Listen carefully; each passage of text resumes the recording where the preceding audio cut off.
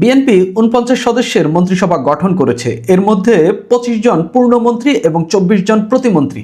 এই যে ৪৯ সদস্যের যে মন্ত্রিসভা বিএনপি গঠন করলো, এর মধ্যে ৪০ জনই নতুন, যারা আগে মন্ত্রণালয়ের কোনো দায়িত্ব পালন করেননি, আর ৯ জন যারা আগে মন্ত্রী কিংবা প্রতিমন্ত্রীর দায়িত্ব পালন করেছিলেন বিএনপির শাসন আমলে।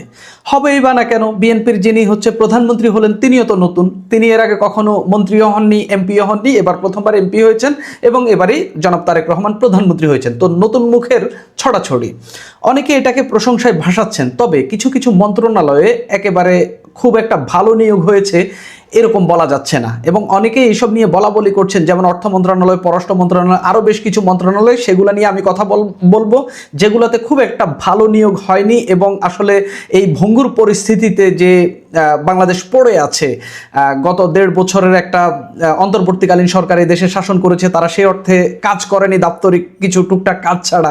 এই ভঙ্গুর পরিস্থিতিতে এই মন্ত্রণালয়গুলোকে যাদেরকে দায়িত্ব দিয়েছে তারা কি টেনে তুলতে পারবেন কিনা সেসব নিয়ে আমি আলাপ করব।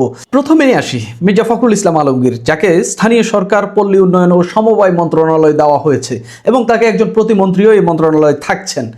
এটা খুবই একেবারে ভালো নিয়োগ হয়েছে বলে অনেকেই বলা বলি করছেন। এবং মির্জা ফখরুল ইসলাম আলমগীর তৃণমূলের বিএনপি নেতা, এবং তিনি বিএনপির মহাসচিব থাকার কারণে দেশের কোথায় কি দরকার তিনি এটা খুব ভালো করে জানেন। এটা আসলে মির্জা ফখরুল ইসলাম আলমগীরের চেয়ে খুব ভালো আর কেউ জানেন না আর কি। তো মির্জা ফখরুল ইসলাম আলমগীরের জন্য উপযোগী মন্ত্রণালয় ছিলই দুইটা, এটা হলো স্থানীয় সরকার মন্ত্রণালয় এবং পল্লী উন্নয়ন সমবায় মন্ত্রণালয়, অথবা জনপ্রশাসন মন্ত্রণালয়। এই দুইটা মন্ত্রণালয়ে তিনি একটা পেয়েছেন। মোটামুটি এই মন্ত্রণালয় নিয়ে অনেকেই স্বাচ্ছন্দ্য বোধ করছেন। আমির খসরু মাহমুদ চৌধুরী, অর্থ মন্ত্রণালয় ও পরিকল্পনা মন্ত্রণালয় দুইটাই খুবই গুরুত্বপূর্ণ মন্ত্রণালয়, বিশেষ করে অর্থ মন্ত্রণালয়।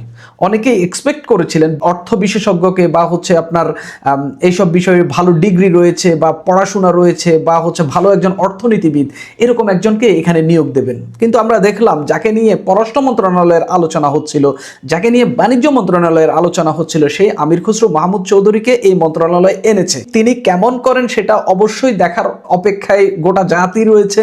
তবে এখন পর্যন্ত যে প্রাথমিকভাবে মানুষের যে রিয়াকশন, আমি অনেকজনের সঙ্গে কথা বলেছি, অর্থ মন্ত্রণালয়ে আমির খসরু মাহমুদের নিয়োগটা খুব একটা ভালো নিয়োগ হয়নি। যদিও তিনি এর আগে বাণিজ্য মন্ত্রণালয়ের দায়িত্বে ছিলেন, কিন্তু এই মন্ত্রণালয়ের দায়িত্ব পালন করতে হলে একজন ভালো অর্থনীতিবিদ হইতে হয়। যদিও শেখ হাসিনার আমলে অর্থনীতিবিদরাই এই মন্ত্রণালয়ের দায়িত্ব পালন করেছেন, খুব একটা সুবিধা করতে পারেননি, আমরা পেরেছেন বলে আমরা দেখিনি।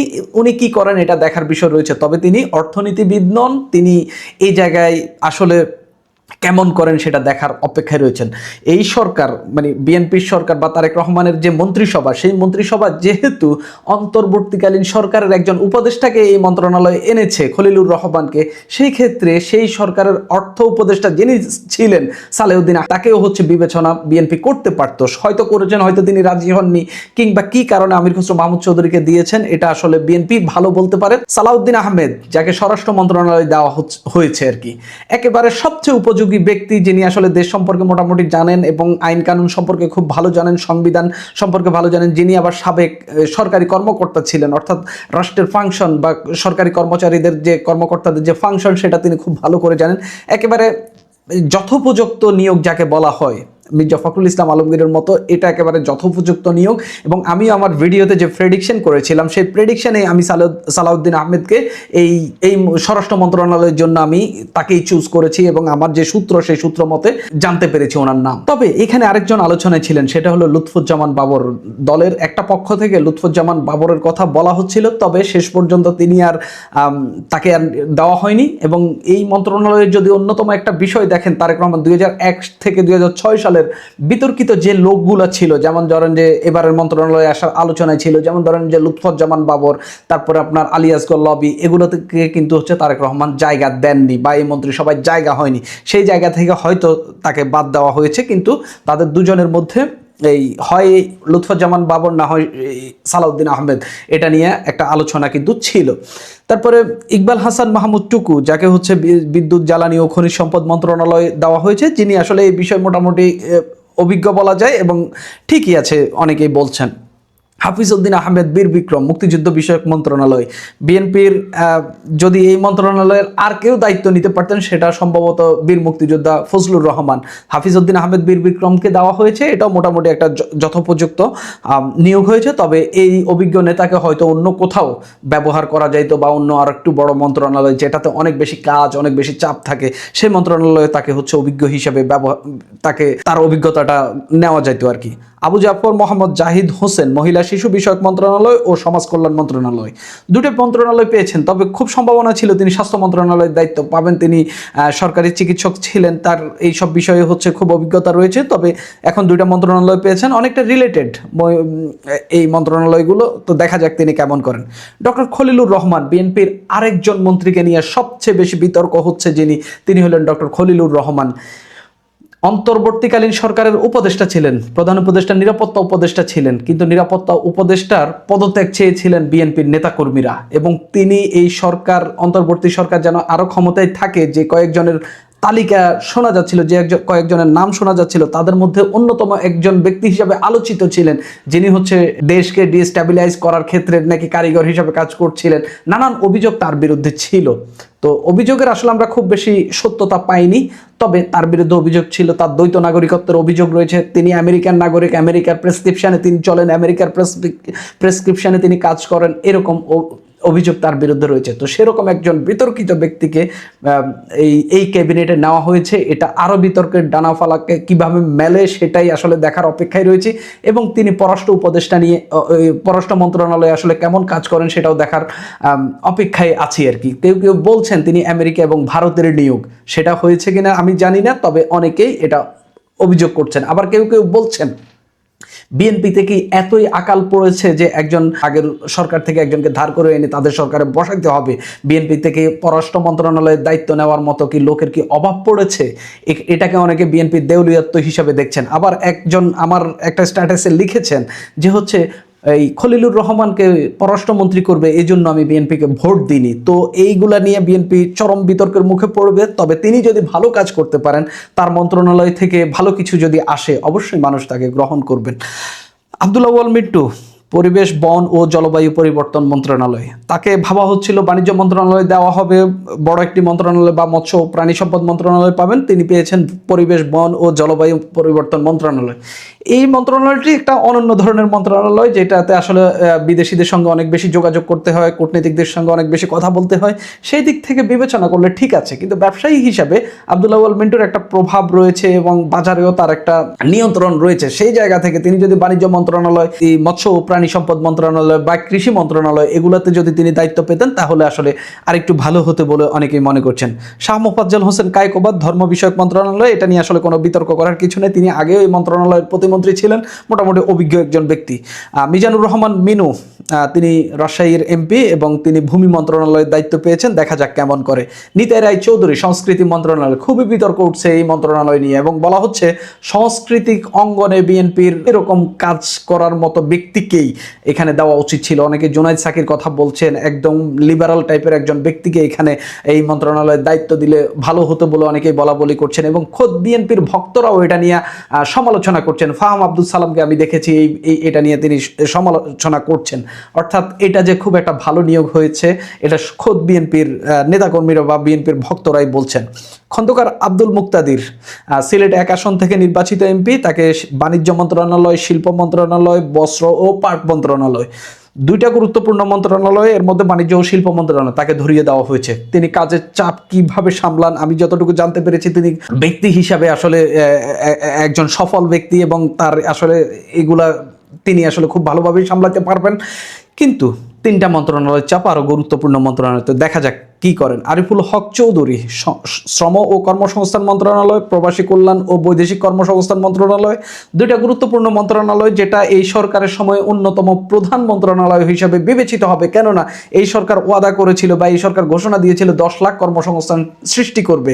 সেই জায়গায় আরিফুল হক চৌধুরী, সাবেক মেয়র সিলেটের, তাকে দায়িত্ব দেওয়া হয়েছে। তার বিদেশে যোগাযোগ কেমন, তার ব্যবসা খাতে তার প্রভাব কেমন, তিনি আসলে নতুন ইন্ডাস্ট্রি, নতুন ব্যবসায়িক পরিকল্পনা কিভাবে করে শ্রম ও কর্মসংস্থান তৈরি করতে পারেন, সেটা আসলে দেখার বিষয় রয়েছে।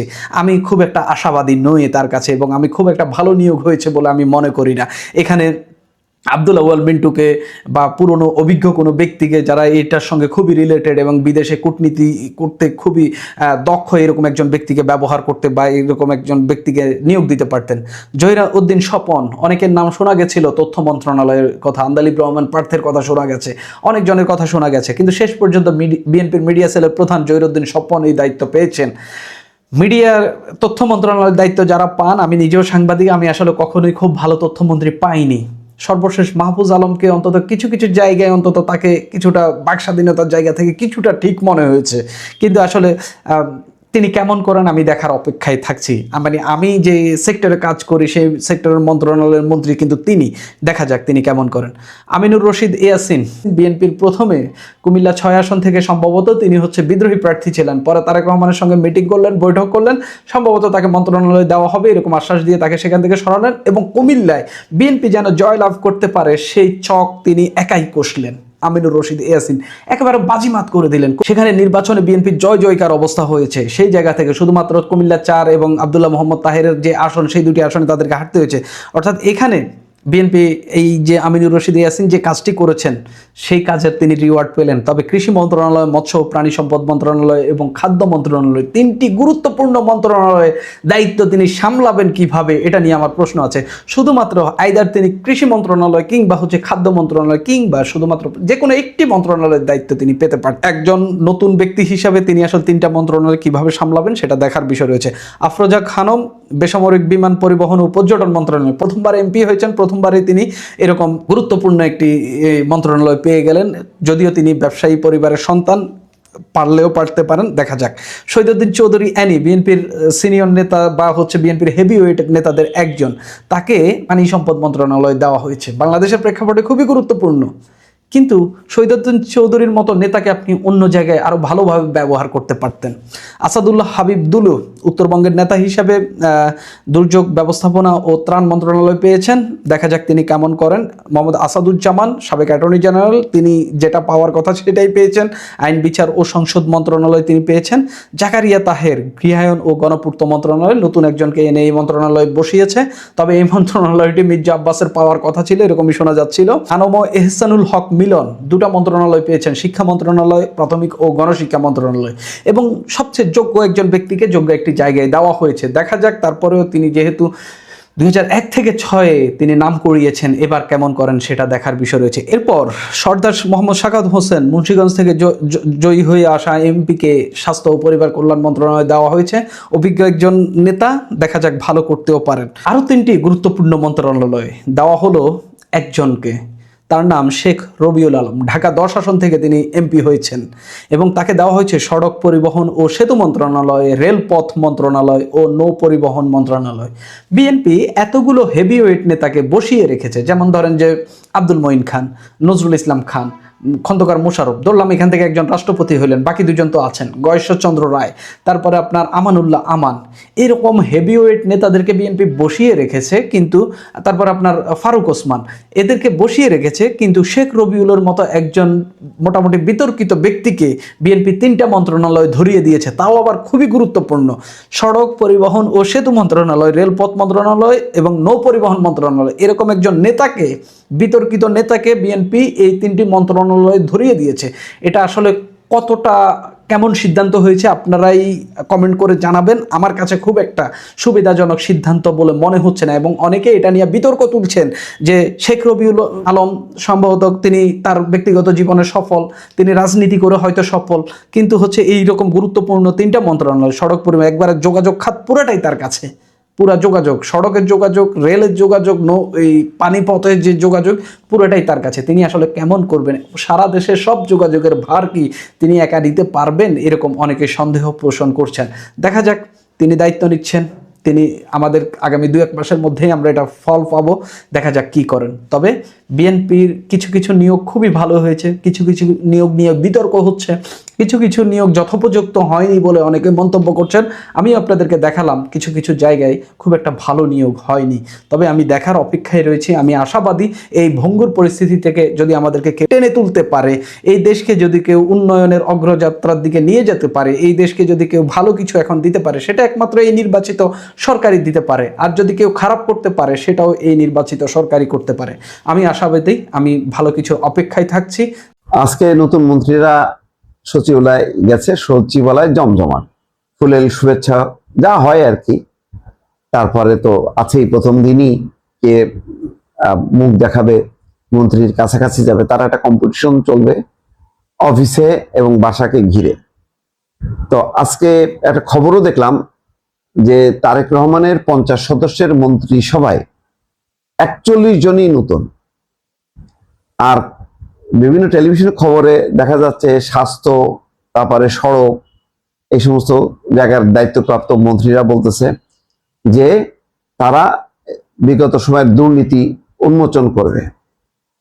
এই কথাটা আসলে খুব বেশি আশাবাদী হই না। এই কারণে খুবই হতাশ হয়েছি যখন ইউনূস সরকারের যারা অন্তর্বর্তী সরকারের যে উপদেষ্টারা বিভিন্ন মন্ত্রণালয়ে যাওয়ার পর, বিশেষ করে ছাত্র প্রতিনিধি যে কয়েকজন আছেন, তারা যাওয়ার পর আমার মনে হলো গত 15 বছরের নানা দুর্নীতি অনিয়মের চিত্রগুলো তারা খুলে দেবে। কোনো জায়গায়, কি অর্থ মন্ত্রণালয়, কি ক্রীড়া মন্ত্রণালয় বা অন্যান্য যোগাযোগ, স্থানীয় সরকার, কোনো জায়গায় কিন্তু সেই যে একেবারে প্যান্ডোরার বাক্স খুলে গেল, ওই রকম কোনো দুর্নীতির প্যান্ডোরার বাক্স খুলে গেল, ওই রকম কিন্তু চিত্র আমরা দেখলাম না। খুবই হতাশ মনে হলো যেন রেগুলার গভর্নমেন্ট, আগের গভর্নমেন্টও তাদেরই গভর্নমেন্ট ছিল, সুতরাং ওই যা হয় সবকিছু চাপা দেয়া। এর কারণ হলো যে পলিটিক্যাল কমিটমেন্ট থাকতে হয়। আর যে আমলাতন্ত্র, সে আমলাতন্ত্রকে দিয়ে করানো অথবা আমলাতন্ত্রকে জবাবদিহিতার আওতায় এনে সেটাকে বাস্তবায়ন করা, যে এই বিগত সময় এইভাবে দুর্নীতিগুলি হয়েছে, আমরা এই দুর্নীতি পদগুলো বন্ধ করলাম আর এই দুর্নীতির বিষয়গুলো আমরা দ্রুত হস্তান্তর করলাম। কিছুই হয়নি। যা গ্রেপ্তার হয়েছে সব হত্যা মামলা। দেখেন দুর্নীতির মামলা কয়টা হয়েছে গত, এখনো যে আন্তর্জাতিক অপরাধ ট্রাইব্যুনাল, এগুলি সবই হচ্ছে হত্যা, গুম, এইসব সংক্রান্ত। দুর্নীতির মামলা কিন্তু নেই। পাচার টাকার ব্যাপারে শুধু গল্পটাই শুনে গেলাম। একটা পাচার টাকা, একটা মানে 1,10,00,00,000 টাকাও ফিরে আসেনি। সবই হচ্ছে, হবে, এগুলি সময় লাগবে, এই সমস্ত কথাবার্তা বলতে বলতে 16-17 মাস তারা পার করে চলে গেল। তো এখন আবার সেই নতুন করে শুনতেছি যে দুর্নীতির সমস্ত বিষয়গুলো উন্মোচিত করা হবে, দুর্নীতি বন্ধ করা হবে। কিন্তু খবরটা হলো এই 50 সদস্যের মন্ত্রিসভার একটা ঢাউস মন্ত্রিসভা, ঢাউস আকারের একটা মন্ত্রিসভা হলো 41 জন নতুন। তারেক রহমান বলেছিলেন যে সরকার পরিচালনার অভিজ্ঞতা আছে বিএনপির, তো সেই অভিজ্ঞতাটা ভালো, কিন্তু দেখা যাচ্ছে যে 41 জনই নতুন। তার মানে 41 জনের কোনো অভিজ্ঞতা নেই, বাকি থাকলো 9 জন। তাহলে কিন্তু বলতে গেলে একদম নতুন আকারের একটা মন্ত্রিসভা, কিন্তু তার সংখ্যাটা আবার অনেক বড়। এখন মন্ত্রিসভা কি বড় হইলে খুব কাজে গতিশীলতা আসে? না, আসে না। আমি নিশ্চিত যে মন্ত্রিসভা যদি ছোট হয় এবং খুব এফেক্টিভ হয়, ওইটা সবচেয়ে বেশি কার্যকর, কারণ তখন সামলানো যায়। আপনি যত বেশি মন্ত্রী নেবেন তত বেশি ছড়ায় যাবে এবং এলোমেলো অবস্থা হবে। এখন এতগুলো মন্ত্রী, তাদের কার্যক্রমটা কে ভালো পারফর্ম করছে, কে করছে না, এইগুলি মনিটরিংটা কে করবে? কারণ ধরেন এমপি হিসেবে বুঝলাম 5 বছরের জন্য সে কনফার্ম, আর মন্ত্রী হিসেবে এই 50 সদস্যের মন্ত্রিসভার সদস্যরা যদি মনে করে 5 বছরের জন্য তাদের মন্ত্রিত্ব কনফার্ম, তাহলে কিন্তু বিপজ্জনক হবে। ফলে তাদেরকে দিয়ে কাজ করানো এবং তাদের পারফরমেন্স যদি ঘাটতি হয় তাহলে তাদেরকে অফ করানো, আবার নতুন পুনর্গঠন করা, অভিজ্ঞদেরকে আনা। এখন কিন্তু 209 জন সদস্য, তার মধ্যে কিন্তু অনেক অভিজ্ঞ এবং ডেডিকেটেড মানুষ কিন্তু নাই। যেমন দেখেন ফজলুর রহমান, আলোচিত কিশোরগঞ্জের, শেষ পর্যন্ত তারই কিন্তু জামাত বিরোধী মুক্তিযুদ্ধের পক্ষের যে স্লোগান, আওয়াজ, সেটা দিয়েই কিন্তু একটা গতি নিয়ে আসলো এই নির্বাচনে। কিন্তু সেই ফজলুর রহমানের কথা সবাই বলল যে তিনি মন্ত্রী হচ্ছেন এবং মুক্তিযোদ্ধা বিষয়ক মন্ত্রী, কিন্তু শেষ পর্যন্ত কিন্তু তিনি ঠাঁই পাননি আরো অনেক আলোচিত, যেমন খন্দকার মোশাররফ, ডক্টর মঈন খান, যাদের অভিজ্ঞতা আছে, তারা ঠাঁই পাননি। গয়েশ্বরচন্দ্র রায় তিনিও নাই, আমানুল্লাহ আমান তিনিও নেই, এমনকি আমার ছাত্র জীবনের যে নেতাদের মধ্যে নাজিমুদ্দিন আলম তিনি নেই, খায়রুল কবির খোকন তিনি নেই। বলা হচ্ছে 25টা জেলায় কোনো মন্ত্রী নেই। যেমন যশোরে অমিত আছে, যশোরে একটাই জিতেছে, অমিতকে দিয়েছে, কিন্তু আলী আসগার লবি নেই। খুলনার মতন একটা এত বড় জেলা, সেই জেলায় কেউ নেই। কুষ্টিয়ারও সম্ভবত কেউ নাই। এরকম 25টা জেলার কোনো প্রতিনিধিত্ব নেই। তো জেলা ভিত্তিক মন্ত্রী করার আমি পক্ষপাতী না, কিন্তু যেটা হলো যে মন্ত্রী হিসেবে পারফরমেন্সটা যাতে খুব ভালো হয়, আর এটা যাতে কেউ মানে তারেক রহমানও যাতে খেয়াল রাখেন যে এটাই যাতে মানে শেষ মানে মন্ত্রিসভা নিয়োগ দিল 5 বছরের জন্য, এটাই যাতে ফাইনাল না হয়। ফলে তাদেরকে তাদের পারফরমেন্সটা আদায় করা, সেই জায়গাগুলো এবং দুর্নীতির মূলচ্ছেদ করা, দুর্নীতি বন্ধ করা, আগে যা যা হয়েছে সেইগুলো যাতে না হয় নতুন করে, এইগুলো কিন্তু খুবই চ্যালেঞ্জিং। এইটা যত সফলভাবে তারেক রহমান করতে পারবেন, তার সরকার তত বেশি সফল হবে।